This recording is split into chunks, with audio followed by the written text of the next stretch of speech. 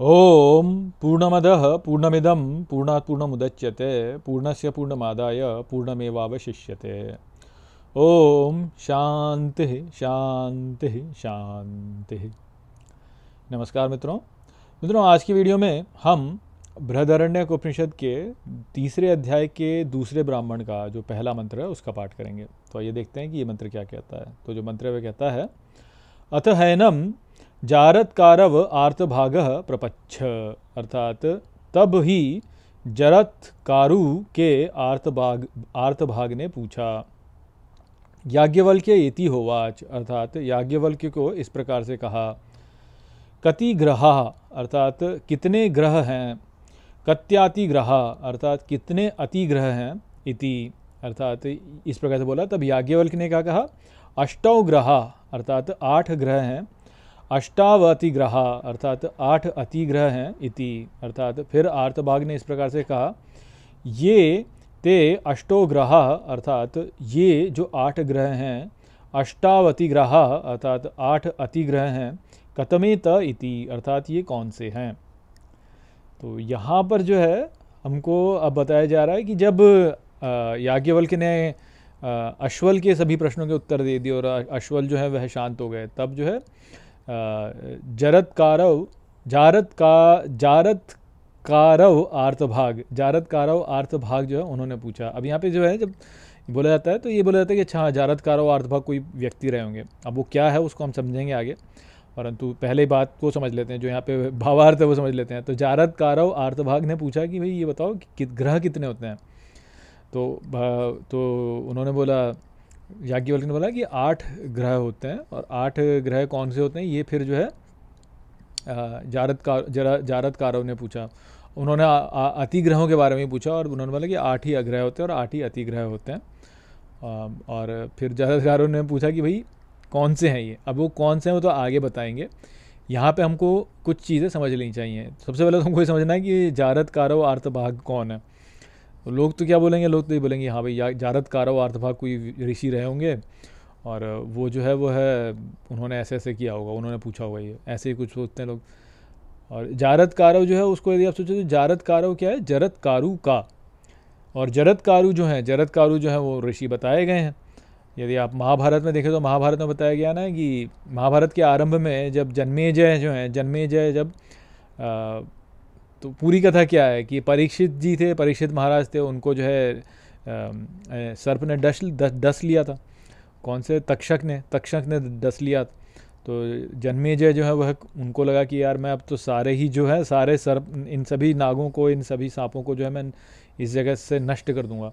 तो उन्होंने फिर जो है एक यज्ञ आरंभ किया जिसमें उन्होंने सभी इनको जो है सभी सांपों को उठा करके वो जो है उस यज्ञ की अग्नि में डालते रहे। और ये क्यों हो रहा था, क्योंकि जो कद्रू ने जो है उनको शाप दे दिया था कि तुम जाओ, तुम सब जो हो तुम सबको जो है यज्ञ में जला दिया जाएगा। अब मैं ये भूल रहा हूँ कि उन्होंने वो क्यों दिया था, वो मैं कथा भी भूल गया हूँ, तो मुझे याद नहीं आ रहा, पर उन्होंने ये शाप दिया था उनको। और तब जो है ये शाप जब हो रहा था तो जो वासुकी थे, नाग थे, जो इनके नागों के जो राजा हैं, तो उन्होंने जो है फिर सोचा कि यार ये तो गड़बड़ हो रही है, कैसे करें। तो तब उनको किसी ने तो बताया था, मेरे को याद नहीं आ रहा कौन से मुनि थे, उन्होंने कोई तो मुनि थे, या तो ब्रह्मा ने बताया था या नारद मुनि ने बताया था, किसी ने बताया था कि आप जो है जरत्कारु को बोलो, वो जाके जन्मेजय को समझाएं तो समझ जाएंगे। तो जरत्कारु को जो है फिर उन्होंने जरत्कारु को समझाने के लिए उन्होंने क्या किया था, अपनी बहन का विवाह जो है वो उनके साथ किया था। उनकी बहन जो थी उनका नाम भी जरत्कारु ही था, जो कि महाभारत में जरत्कारु ही कहा गया है, परंतु आगे के जो ग्रंथ आते हैं उनमें उनको मनसा भी बोला गया, मनसा देवी बोला गया। तो मनसा देवी का विवाह जो है वो जरत्कारु से किया गया था। तब जरत्कारु जो है वो फिर उनसे बोला कि आप जन्मेजय को बोलिए कि ये जो है ये यज्ञ जो है ये समाप्त करें। तो उन्होंने फिर वो यज्ञ समाप्त किया था। अब ये जो बातें हैं ये फिज़िकली, कोई जो व्यक्ति मूड है वो इनको फिज़िकली समझ लेगा कि हाँ भाई एक जन्मेजय करके राजा रहे होंगे, उन्होंने उनका एक महल होगा, वहाँ पे उन्होंने आग जलाई होगी, आग में जो है इन सांपों को डाला होगा और जब सांप पकड़ के लाते होंगे जंगलों से, और उन सब जंगलों से सांप पकड़ के ला के उनको जलाते होंगे। परंतु वो वाली बात नहीं है। ये सांप जो है वास्तव में प्रतीक है। सांप होता है प्रतीक प्राण का। क्यों प्रतीक होता है प्राण का? सांप प्राण का प्रतीक इसलिए होता है क्योंकि आप देखिए सांप जो होता है वो अपनी केंचुली उतारता है, वो अपनी स्किन छोड़ देता है और स्किन छोड़ करके चला आता है। और प्राण जो है उसको क्या बताया गया है? प्राण जो है वह मर के पुनः नया शरीर धारण करता है। तो प्राण क्योंकि मर के नया शरीर धारण करता है, इसलिए सांप और प्राण का संबंध है। जैसे देखिए कथा आती है नहुष की, कि नहुष जो था वो किसका पुत्र था? गाधी का पुत्र था नहुष। नहीं, हाँ ठीक है, जो भी है, नहुष किसी का तो पुत्र था, चंद्रवंश का राजा था, तो पुरुरवा का पुत्र होगा। तो नहुष जो था, नहीं, आयु का पुत्र था, आयु का पुत्र।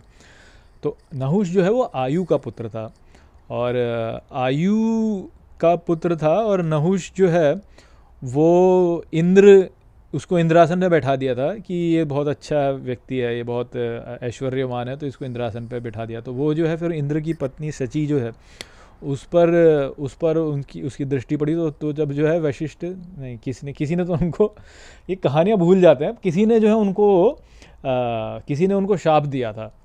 उनको शाप दिया था कि तुम जाओ, तुम सांप बन जाओ। मुझे लगता है वशिष्ठ देव जी ने ही शायद बोला सप्तऋषियों को, हाँ वो सप्तऋषियों को जो है सप्तऋषियों को के ऊपर बैठ गए थे और बोला था कि मुझे जो है शची के पास लेकर गया। तो अब सप्तऋषियों में से मुझे लगता है वशिष्ठ देव जी ने उनका शाप दिया था कि चलो तुम सर्प बन जाओ, क्योंकि वो सर्प बोला था, जल्दी चलो सर्प करके। तो वह तुम सांप बन जाओ। तो वो नहुष जो थे वो सांप बन गए थे। और ये नहुष जो थे इन्होंने जो है भीम को पकड़ लिया था। महाभारत में आता है कि भीम को उन्होंने पकड़ लिया था, और भीम जो है वो क्या है? वायुपुत्र है, वो वायुपुत्र है। और भीम को ऐसा पकड़ लिया था कि भीम जो है उनकी उससे निकल नहीं पा रहे थे बाहर, उनकी जकड़ से। तो ये जो नहुष हैं, और वो नहुष जो थे वो क्या बन गए थे? सांप बन गए थे वास्तव में। तो नहुष वास्तव में सांप बन गए थे, अर्थात ये जो प्राण है जब ये किसी एक छोटी सी उसमें संबंधित जब होता है तो वह सांप के रूप में प्रकट होता है, सांप के रूप में उसको दिखाया जाता है। और ये जरत्कारु हैं। जरत्कारु का अर्थ क्या होता है? जरत्कारु, जरत अर्थात जो जड़ता को प्राप्त होता है, जो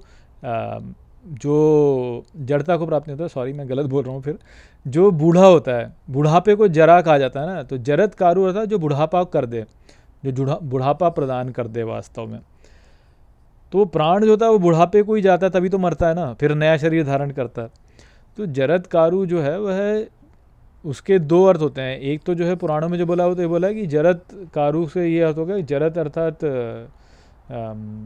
जर अर्थात बुढ़ापा, और कारु अर्थात बहुत बड़ा। तो बहुत बड़ा बुढ़ापा है, इस प्रकार से भी समझा जा सकता है। खैर चलिए वो सब तो छोड़ते हैं। बात यहाँ पे समझने की जो ये है कि जरत्कारु जो है वह वास्तव में जो प्राण है, जो प्राण जब किसी शरीर में ग्रहण हो जाता है तो वह जरा को जाता है ना, तो वो जरत्कारु है वास्तव में। तो जैसे प्राण जो सांप थे उनको जन्मेजय जो हैं वह जलाए जा रहे थे, यज्ञ में जलाए जा रहे थे। तो वो उन्होंने जरत्कारु ने जब बोला कि नहीं आप इसको रोक दो, तो वो रोकने का जो यहाँ पे मूल जो बताने का है वो ये है कि शरीर में सीमित होकर के बुढ़ापे की ओर जब चला जाता है प्राण, तो वो वाला प्राण है। तो उस प्रकार का यहाँ पे प्रतीक है, उस प्रकार का यहाँ पे ये प्रतीक है। अब यहाँ पे क्या बोला है कि वो पूछ रहे हैं कि ग्रह, कितने ग्रह होते हैं। और मैंने आपको अभी बताया नहुष जो थे वह, उन्होंने भीम को पकड़ लिया था, ग्रहण कर लिया था। या जैसे जो भगवत पुराण में एक और कथा आती है ना कि गजेंद्र थे, गजेंद्र को ग्राह्य ने जो है पकड़ लिया था, और वो नीचे लेके जा रहा था। तो ये जो ग्राह को पकड़ना है, ग्राह के बारे में पकड़ना है, यही हमको बुढ़ापे में और इस जगत में फंसाता है।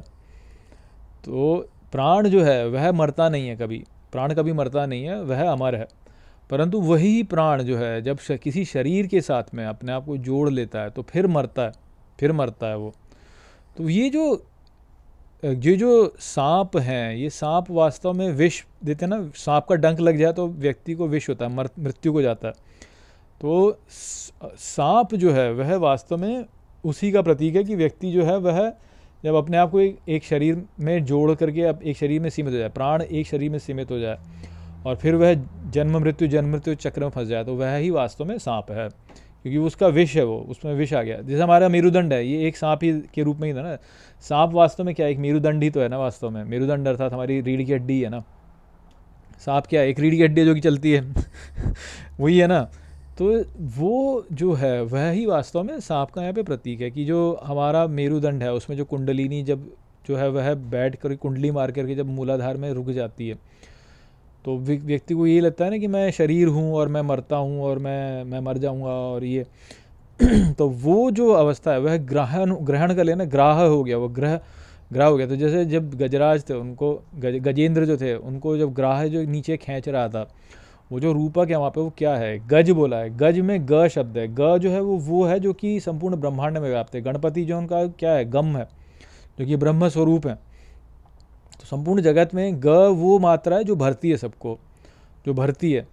तो वो जो भरने वाला, भरण करने वाला है, वो मूलाधार में जब स्थित है, वो जैसे क्या बोला जाता है, तो मूलाधार स्थितोसी नित्यम बोलते हैं भगवान को, भगवान गणेश को बोलते हैं तो मूलाधार स्थितोसी नित्यम, तुम सदा मूलाधार में बैठे हो।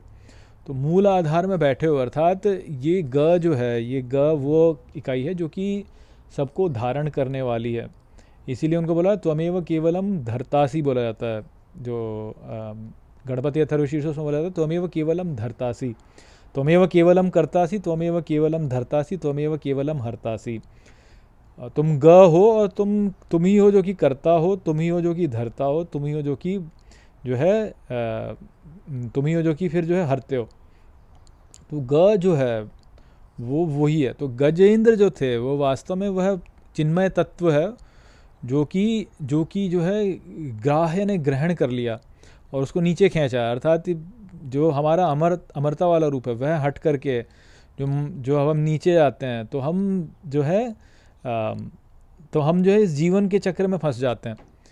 तो वो जो है वह जरत्कारु है वास्तव में, वो जरत्कारु है। इसीलिए यहाँ पे ग्रह बोला कि कितने ग्रह हैं जो ग्रह कर ले, ग्रास कर ले, क्योंकि जरत्कारु ही हैं जो कि सर्पों से संबंधित हैं। उन्होंने ही जो है सांपों को बचाया, जरत्कारु ने ही सांपों को बचाया वास्तव में। नहीं तो जन्मे जाए तो सारे सांपों को जला देते, और सांपों को जला देते अर्थात प्राण सीमित नहीं होता फिर, क्योंकि प्राण का सीमित होना ही जो है वह ही वास्तव में सांप है, वही सांप है हमारे इन सभी जो कथाएं आती हैं इनमें।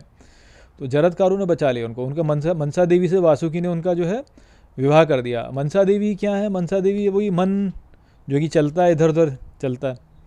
और मनसा देवी को भी सांपों के साथ में माना गया, जोड़ा गया। क्यों? क्योंकि ये वह ही रूपक है वास्तव में कि जो प्राण हमारे शरीर के भीतर है वह जो है वह सांप के रूप में ही प्रकट होता है और सांप के रूप में ही वह हमें दिखाई देता है। क्योंकि वह शरीर एक से दूसरे में परिवर्तित होता है और अपनी केंचुरी बदलता है, तो इसलिए अलग एक से दूसरे में, एक शरीर से दूसरा शरीर ग्रहण करता है। तो ये इस प्रकार से ये सारे रूपक हैं जो कि वेदों में प्रकट हुए हैं और जो कि फिर पुराणों के द्वारा हमको बताए गए हैं और यहाँ पे भी उसी बार से बताया जाता है। तो जरत्कारव जो है उसको आर्त भाग बोला।